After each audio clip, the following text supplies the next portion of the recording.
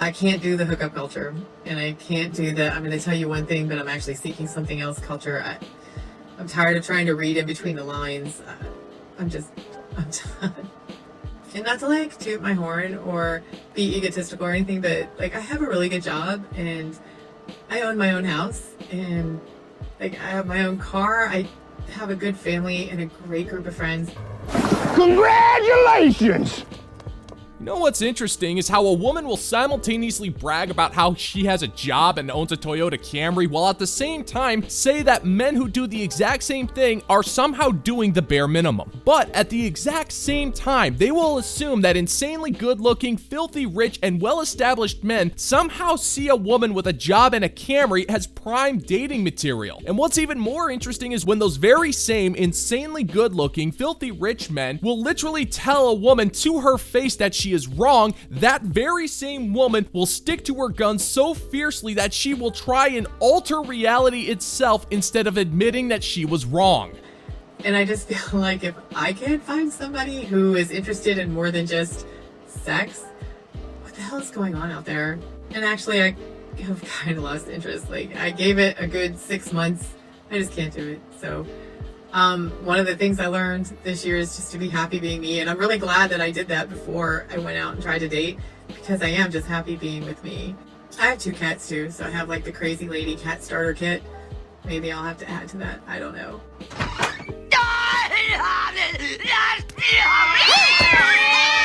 I'm not gonna lie, I don't know what's funnier. The idea that she's trying to convince the planet that she's totally happy being old and is gonna ultimately die alone, or the notion that there are dudes out there who are still willing to use her for a good old-fashioned game of hide the cobra. Woman, you should honestly be flattered that there are still men out there who actually want to get you naked. That's probably the best you can hope for at this point in your life, because there aren't many men out there who are gonna want you otherwise. You're broken in worse than a pair of old gym shoes, and your body resembles a bag of old prunes. If I had to venture a guess, I would argue that's probably the smell of your own cope as well. And contrary to popular belief, it's not exactly a winning combo. And again, kudos to you guys who can stomach it, because I just can't.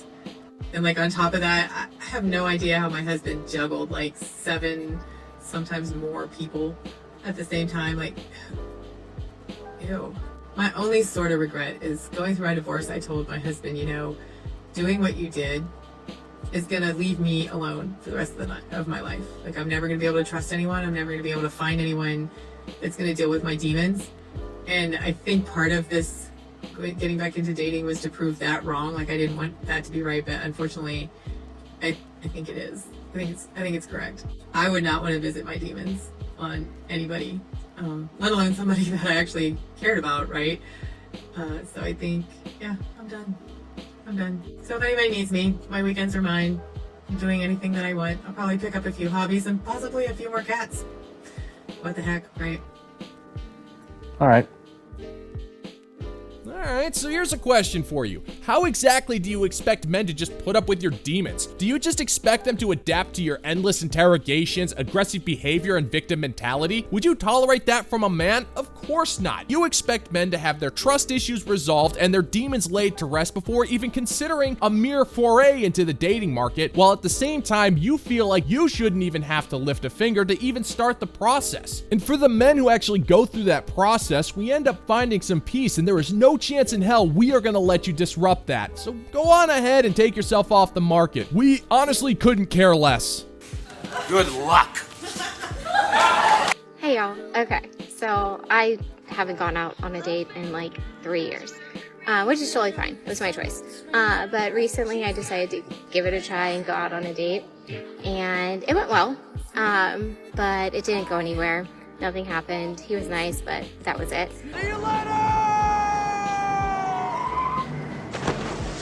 So in other words, the man didn't want you. There's no excuse for any woman to be single by choice. Basically, if a woman is single by choice, that pretty much means that Tyrone doesn't want her anymore and she doesn't want an average dude. Claiming that you're single by choice is one of the biggest and easiest red flags for self-respecting men to see. It means that you're shallow, stuck up, and delusional, and those are things that self-respecting men tend to avoid in a woman. But at the same time, I can't help but appreciate a woman who flies this flag, because it can be seen for miles on end, and it's a massive time time saver because we know that at the end of the day, you're not even worth the effort it takes to have an awkward conversation. So how's that for a silver lining?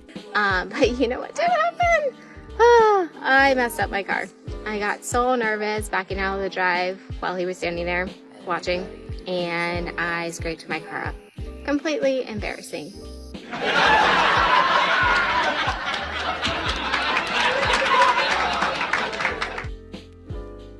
So that's what I'm reminded of every time I come up to my car. The date that didn't really go anywhere, but I have a messed up car.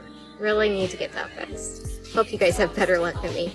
We've already established that your date went nowhere. This isn't quantum physics. You're incapable of bonding with an average male because of your terrible life choices. You chose a career in Chad over being a suitable match for a regular guy, so now you're not wanted by Chad and you have standards that are impossible for the rest of the men to meet. So when you sabotage this date, all of a sudden you realize that your ovaries are one glass of boxed wine away from giving up the ghost, and you were so full of despair that it impaired your ability to drive, and you ended up causing some mild cosmetic damage to your car. But I gotta admit, your tale does make a fantastic public service announcement. Your story is a kind reminder to men everywhere that women are horrible drivers. And for that, I'd say you earned yourself a round of applause.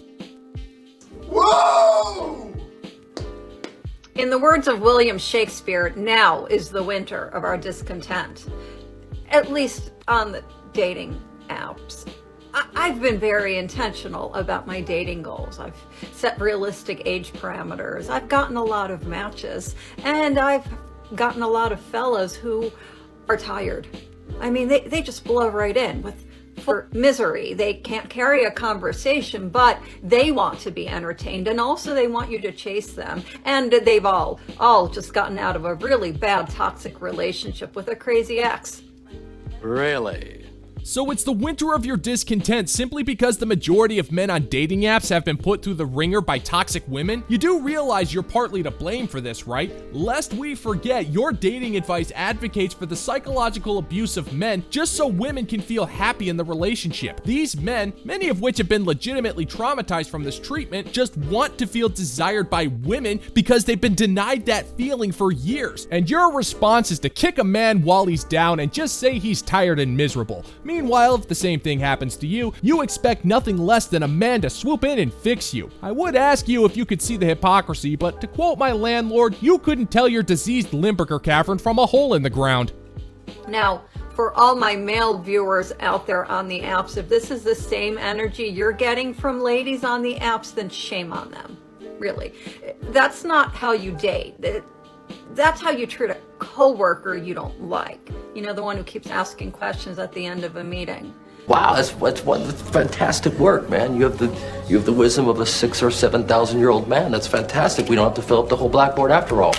You know, maybe it was just me, but I was under the impression that dating wasn't supposed to be about having fun. It was supposed to be about finding a suitable mate to keep the species going, and the fun was merely a byproduct. The so-called advice that you spit out of your yogurt pit has done nothing but make things worse for humanity, and no, I don't feel like I'm being dramatic when I say that. We have reached dangerously high levels of single, lonely, depressed men, and the ones who do find women are treated so poorly that it causes legitimate trauma, and your response is merely shame on them? You can't even begin to fathom the catastrophic divide between men and women, and you completely disregard your contribution to that chasm with your worthless advice. Shame on you, and shame on you, and shame on your whole ill-mannered town.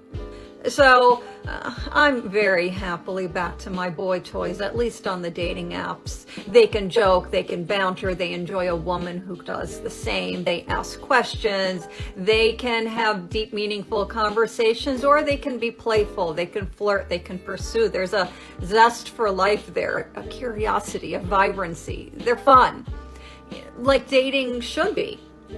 So, somebody call animal control, because there's a cougar on the loose.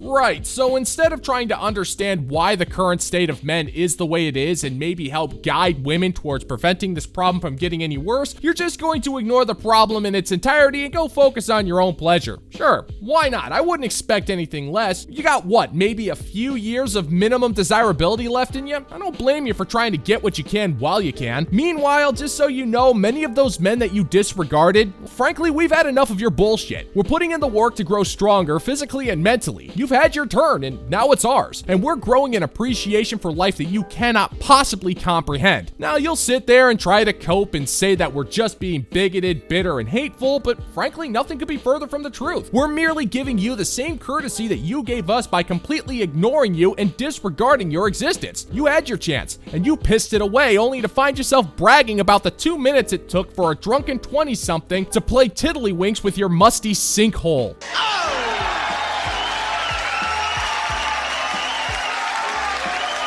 That's gonna do it for today's video, gentlemen and gents. As always, if you find that my particular brand of comedy is bringing you to the brink of laughter, then why don't you scroll on down and click that like and subscribe button and ring the notification bell so we can give the good old-fashioned middle finger to the YouTube algorithm. Thank you so much for checking out the new video, and until next time, peace out, homies.